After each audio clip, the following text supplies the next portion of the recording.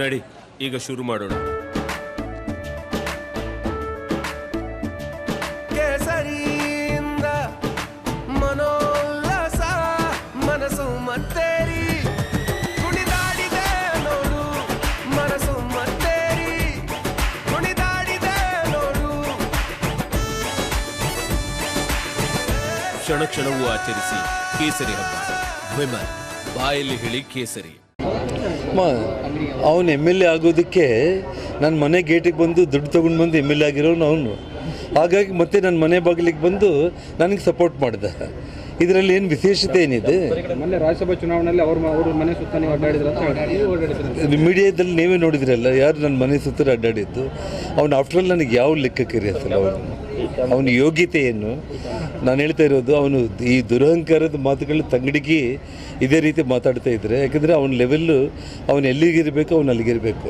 ಇವತ್ತು ಕನಗಿರಿ ಕ್ಷೇತ್ರದಲ್ಲಿ ಸಾವಿರಾರು ಮಂದಿ ಯುವಕರು ಮೊನ್ನೆ ಚಾಲೆಂಜ್ ಮಾಡಿದ್ದಾರೆ ಕಾಟಿಗೆಯಲ್ಲಿ, ನಾವು ಮೋದಿ ಮೋದಿ ಅಂತ ಕೂಗ್ತಾ ಇದ್ದೀವಿ, ದಮ್ಮಿದ್ರೆ ಬಂದು ಕಪ್ಪಾಳಕ್ಕೆ ಹೊಡಿ ಅಂತೇಳಿ. ನಾನು ಹೇಳ್ತಾ ಇರೋದೇನಂತಂದರೆ, ಅವನಿಗೆ ಒಂದು ಅದೃಷ್ಟದ ಒಂದು ಇದರಲ್ಲಿ ಮಂತ್ರಿ ಆಗ್ತಾ ಇದ್ದಾನೆ. ಅದನ್ನು ಮರೆತು ಅವನು ದುರಹಂಕಾರದ ಮಾತುಗಳು ಮಾತಾಡಿದರೆ ಕನಗಿರಿ ಕ್ಷೇತ್ರದ ಜನರು ಈ ಪಾರ್ಲಿಮೆಂಟ್ ಚುನಾವಣೆಯಲ್ಲಿ ವಿಧಾನಸಭೆಯಲ್ಲಿ ಅವನ ಕ್ಷೇತ್ರದಲ್ಲಿ ಏನು ತೋರಿಸ್ತಾರೆ ಅನ್ನೋದು ಗೊತ್ತಾಗುತ್ತೆ ನಿಮಗೆ.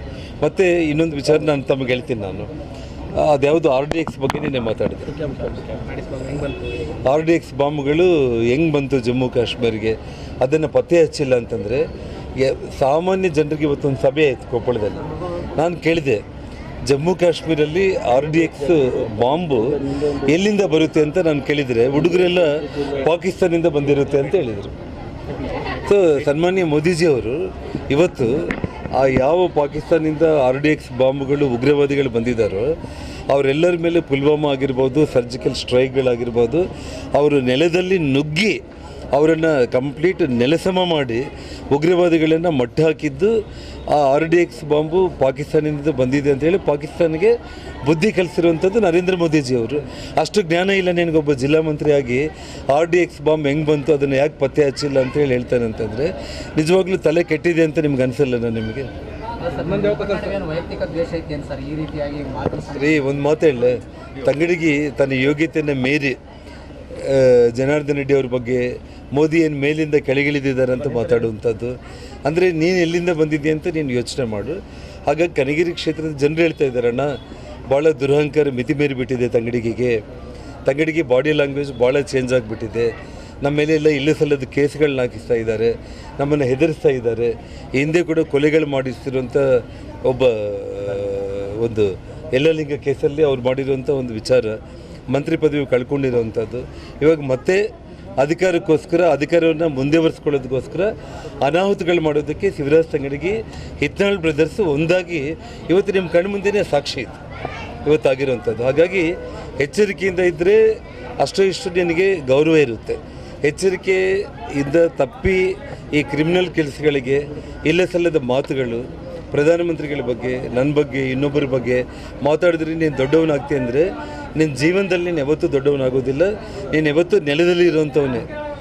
ಆಯಿತು, ಮೋದಿಜಿಯವರು ಆಕಾಶದಿಂದ ಬಂದಿದ್ದಾರೆ ಅಂತಂದರೆ ಭಗವಂತ ಈ ಭೂಮಿ ಮೇಲೆ ಕೆಲವೊಬ್ಬರನ್ನ ಸೃಷ್ಟಿ ಮಾಡ್ತಾನೆ.